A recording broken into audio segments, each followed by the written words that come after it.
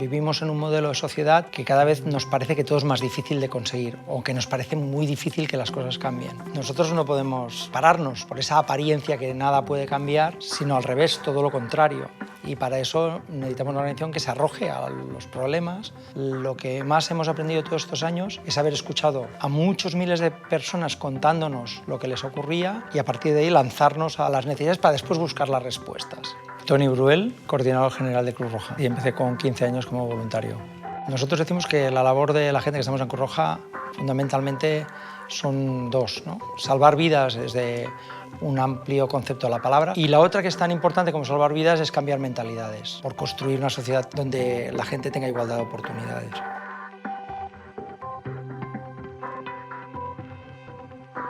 Aunque seamos muchos millones en todo el mundo, al final somos una organización muy familiar. Nos gusta contar que nuestra organización es una organización muy plural y que la neutralidad de la Cruz Roja está apoyada precisamente en esa pluralidad. Cuando más plurales somos, más neutrales somos. Cuando uno lleva mucho tiempo se da cuenta que los mecanismos de ejercer la solidaridad son muchos. Hoy es importante trabajar con gente mayor, otro día puede ser importante trabajar con medio ambiente, que al final da igual lo que hagas, lo importante es el concepto de lo que arrastra eso que estás haciendo. Es más un sitio donde se es y se está, las dos cosas, ¿no? Más que un sitio donde uno se integra. Para ser voluntario hay que pensar que lo que haces hoy no vas a recibir la respuesta ahora mismo y que tiene que ver en cómo nosotros vemos la sociedad dentro de muchos años.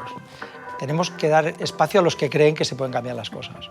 Yo creo que el mensaje de bienvenida para alguien que llega a la Cruz Roja no es solo a buenas, sino lo que tú tienes en la cabeza, probablemente aquí lo podremos conseguir.